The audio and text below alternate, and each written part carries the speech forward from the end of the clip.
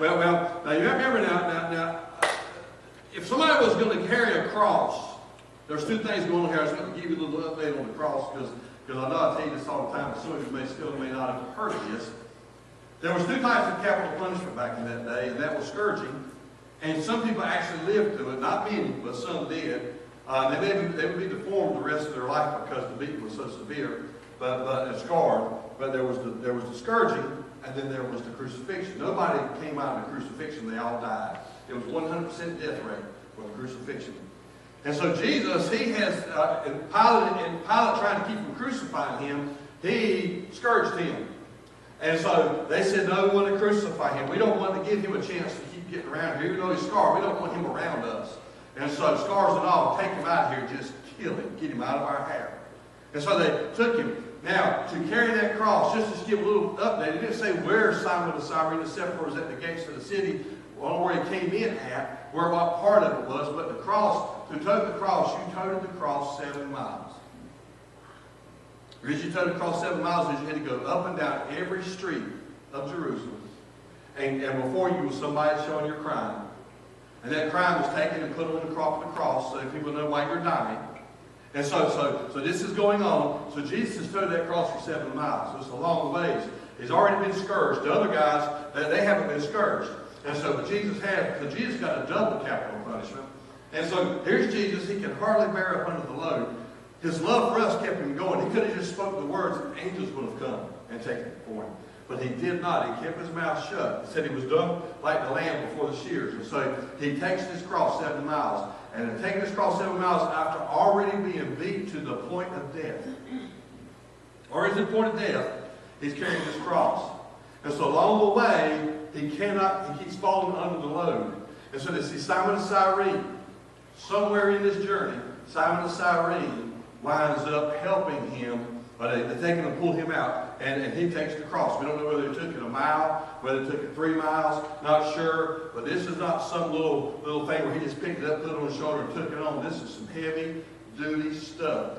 Death was all around what he was doing. Now, with all this going on, I want you to understand that I'm going to go back through some slides from last week because I just want to bring some continuity here. Not last week, but the week before, because last week we had a whole different program going on. Amen? So here we go. Simon the Cyrene, this man here, he was compelled. Compelled, meaning that they took him, well, by royal proclamation of the centurion, he was taken and he was compelled. He didn't volunteer. Get this.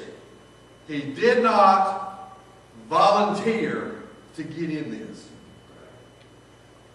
Can I say it one more time?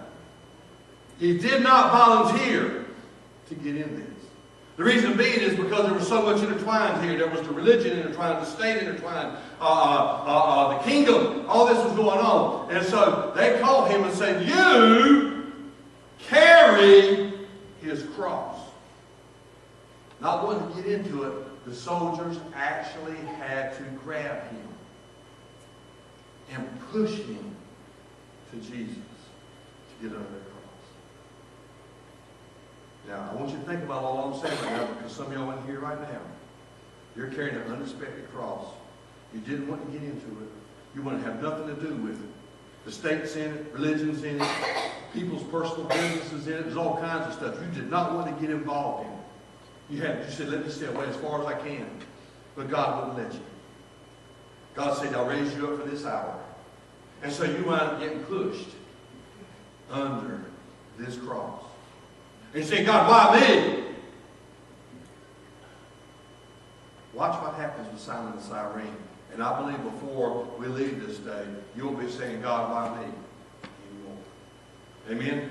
So let's just go ahead and a little further. Here's his cross. First, it was unexpected because it interrupted his routine. He came from an area in Africa. He already had a long trip. He come along once a year to do his sacrifice because he was a Jew. That he was going to do a sacrifice at the temple like everybody was required to do. And so his cross was unexpected. He didn't know he was going to get it. So it was powerful because it made a difference. Here's the 4 things it did. This is what I told you last week. This is where we stopped. But here it was. It brought him into the presence of Jesus. I want you to think about this now.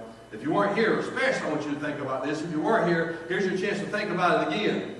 It brought him into the presence of Jesus. Your cross that you're bearing, that you don't want to bear, that you didn't expect to bear, it brings you into the presence of Jesus. He was so close he could hear his voice whisper in his ear.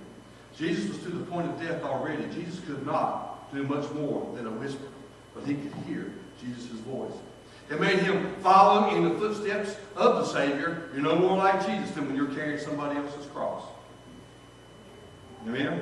And it made him part of the greatest work in the world, and it changed his family forever. And this is what we're going to talk about today, mainly changing his family. But I want you to see this now. This is some awesome stuff. So not only was it unexpected and powerful, but it was productive because it carried the message. And here's the message. Here's actually where we stopped last week, but here it was.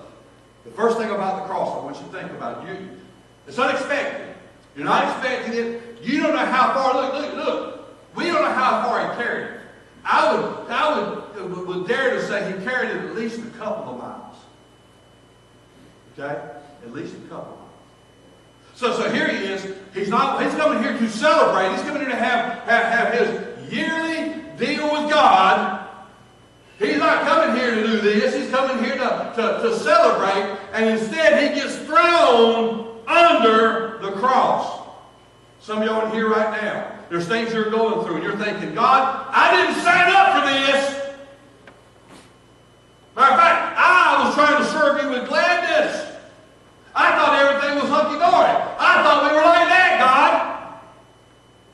And now somebody has shoved me under somebody else's cross. And it hurts. Wow. It's powerful. Amen?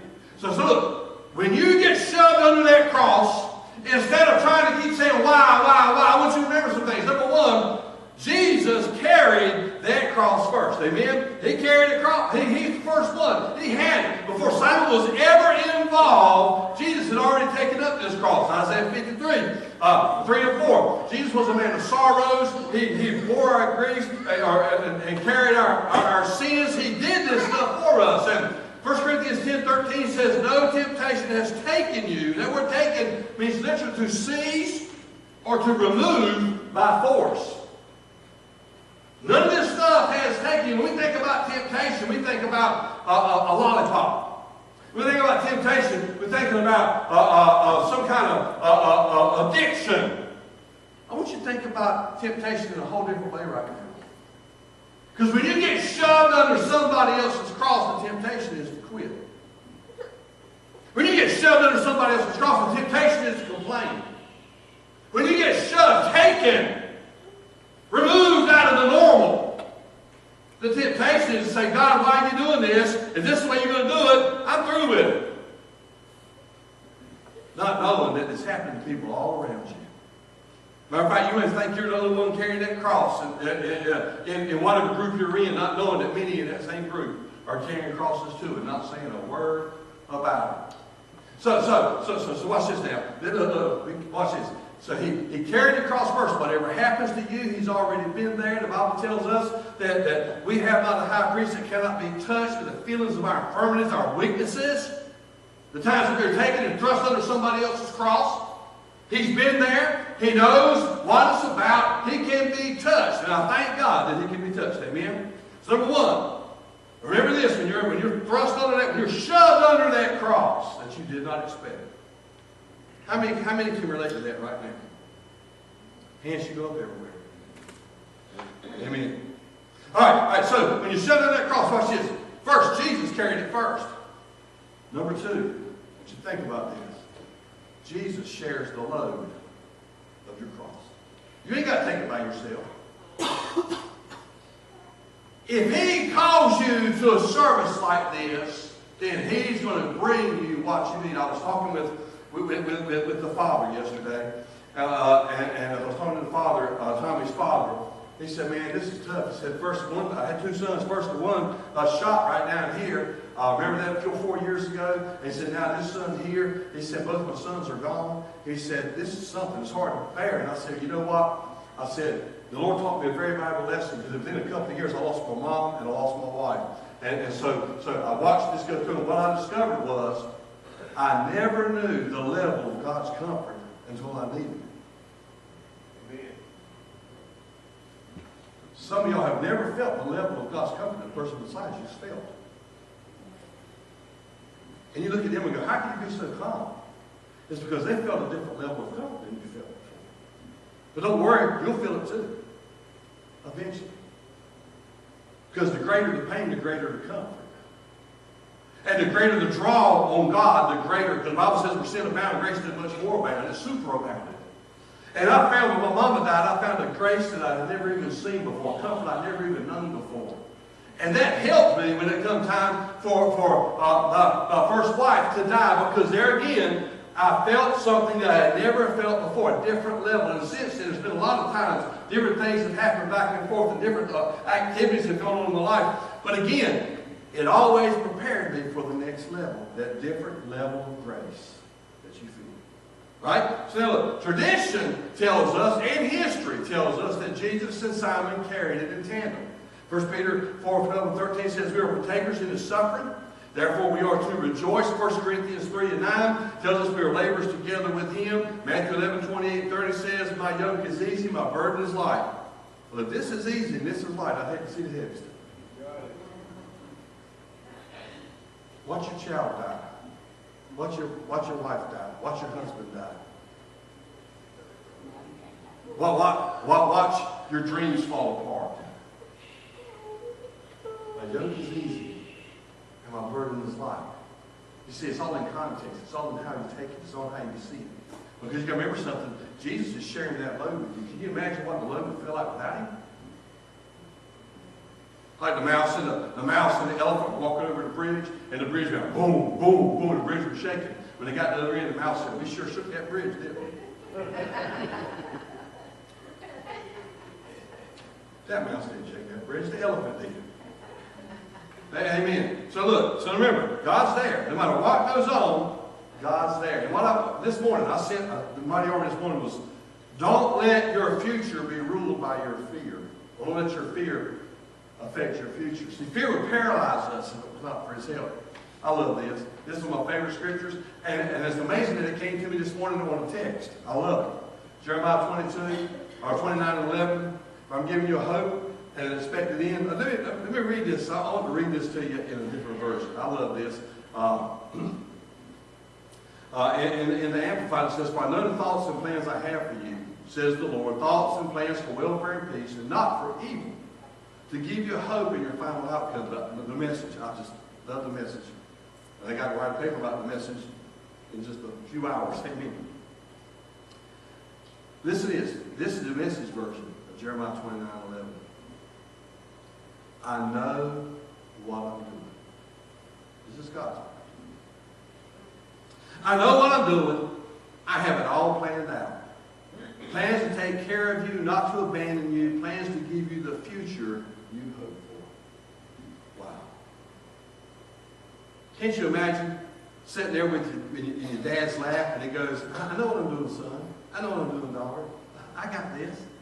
I got it all figured out for you. If you would just hold on, you're going to see something special. Amen? So now again, Matthew 28:20. I will be with you always, even to the end of this world, or the end of this age. Amen? So he's with us. Jesus shares the load. Now,